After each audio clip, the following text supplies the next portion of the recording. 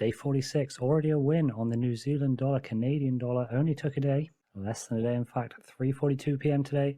Only 1-to-1 risk reward ratio, so we just took home £46.07, but a very good sign, very nice indeed. This was our third time on the New Zealand dollar, Canadian dollar. We had a loss back here, that was towards the end of December. Then we were in a long here, that was a loss as well. Finally, we are able to claim a victory out of the pair.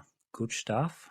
And all of our other trades still open as well. The US dollar, Swiss franc, and the Euro Canadian dollar doing particularly well. But all the other currencies are not doing too bad either, around about £55 up overall. So far so good, maybe we can get there. Now day 53 before we get another update. It's the Australian dollar, Japanese yen. It is a bad update. It's taken out the stop loss, £47.12 lost. Throwing in the swap and commission, that's a total of $47.84. It did push a lot further on from the stop loss, but it's pulled back even more since then. Now beneath the price we got knocked out, looking like a reversal candle. Could have done well. What could have been? Our other trades pretty mixed. The Swiss franc Japanese yen is struggling, and so is the US dollar CAD a little bit, but the other ones, yeah, not too bad. Let's keep checking in. Day 54. Another loss. US CAD going down this time. Only 39.22 total, but still not ideal. We are running out of trades to get winners from here. And there was a heck of a lot of volatility out on those charts today. So we did see a push here of the US dollar of more than 1% initially before it comes back down. Settles around about 0.6% up or so. I mean, the other trades are going okay. Overall, we are up on them. $143 at the moment. Only the Swiss yen that's in a little bit of a loss. But you can see here, 3 of our trades up by more than 1% on the change. Well, one just goes below there to 0.99, but we're up again 1%. Hey, gotta get some good winners on here if we want anything resembling dignity. Day number 56. Start of the week, and we got ourselves a winner on the Euro Canadian dollar. Massive gap down over the weekend, almost 0.75%. It's the Russian invasion of Ukraine causing that. Not good, but at least we get a winning trade, £90.94. And so now 3 yen trades and the US dollar Swiss franc still open. All these 3 Japanese yen trades against European currencies, you've got the Swiss franc, the euro, and the Great British pound. And overall between these 4 trades, £50 up at the minute. Let's keep checking.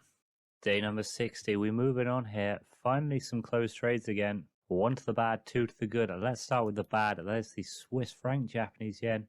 Got called out yesterday on that one. Trundled its way there, did really stay in a range. I think we're going to see this from all the yen pairs.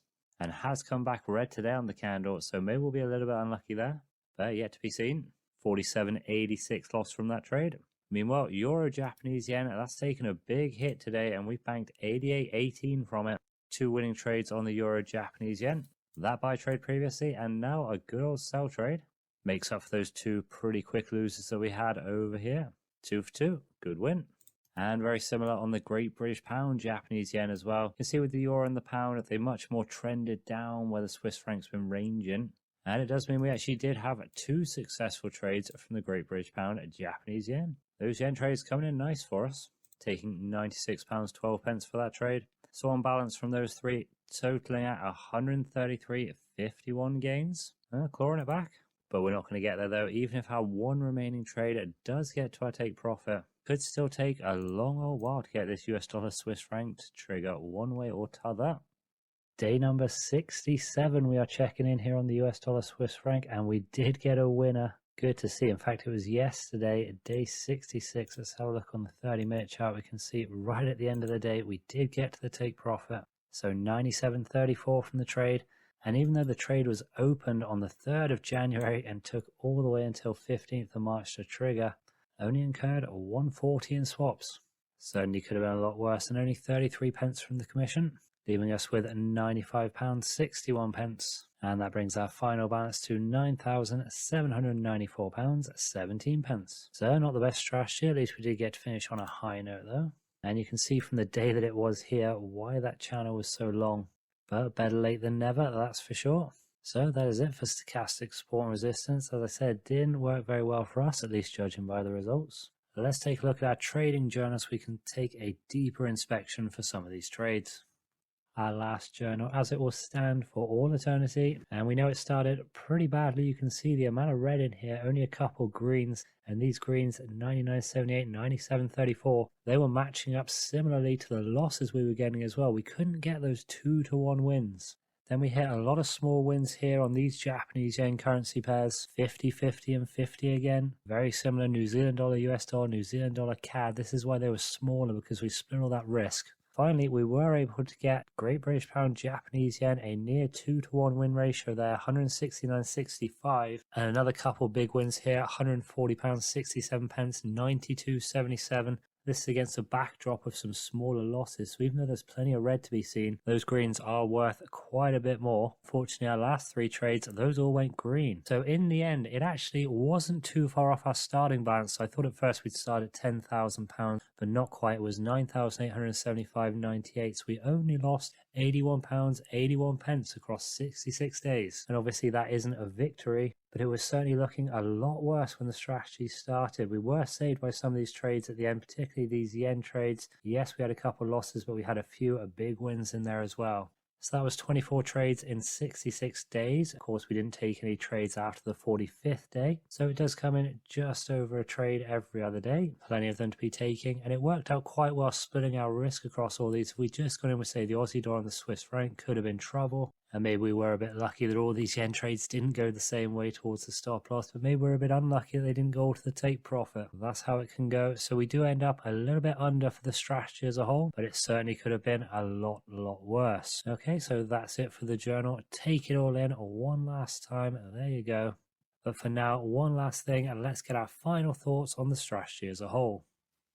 Final thoughts then, as shown by the results, this strategy simply wasn't good enough. Surprisingly, in the end, it did only miss out on profitability by a whisker. It did look at one stage, so it was really going to miss out on profitability by quite a lot, but still, it is difficult to justify continuing to trade a strategy after 10 weeks if it is yet to see profitability at any point. Even if we lost money though, at least we had fun. People paid to have fun all the time. If you are wanting to use this strategy and try to improve on it, the key will of course be in finding a way to avoid those reversal signals that come to you, which turn out to just be a signal for an ongoing trend. It's all well and good to get the signal that a reversal is due, but that doesn't mean that it's going to be the case, and separating the reversals from the trends can be tricky business. The trading tools that we had in play for this strategy were the stochastic oscillator as well as support and resistance levels, so those are the things we're going to look at. In terms of the stochastic oscillator, we can't really extend the overbought oversold levels too much further. We already put them at 95 for overbought and 5 for oversold. If you want to push them up to a perfect 100 or a perfect 0, then fair enough. I don't know if they're going to make much difference, but give it a go. Alternatively, you could increase the period input of the stochastic oscillator. We went for the George Lane standard default of 14 periods, but maybe that's giving signals too early and you want to extend it out to say 20 periods. That will certainly give you less entry signals with the hopes of improving the percentage of winning trades that you get. Otherwise, on the support and resistance side of things, you'll have to look at stronger levels for something more reliable. More bounces, more recent bounces from the levels. Reach out to the trading community and see what support and resistance levels they're using on each currency pair. Plenty of people have ideas on what the right levels should be. At the end of the day, you're still going to have to make a judgment call on it though. Maybe you don't enter the trade until you see the first signs of a bounce off of the relevant level rather than trying to anticipate the bounce. In that scenario, limit orders will likely be your friend. You could place them at a low point in price if you're looking for a bearish reversal or a high point in price for a bullish reversal, and say that if price does go past that point,